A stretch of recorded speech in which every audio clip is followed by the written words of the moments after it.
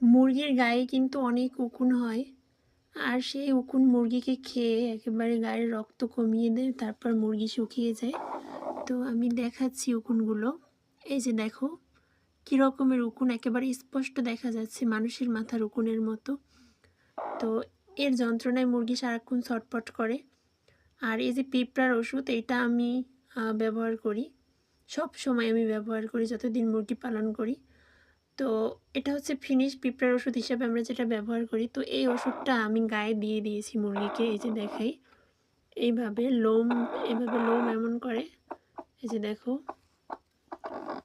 ছিটিয়ে ছিটিয়ে ওষুধগুলো একেবারে সব জায়গা দিতে হবে।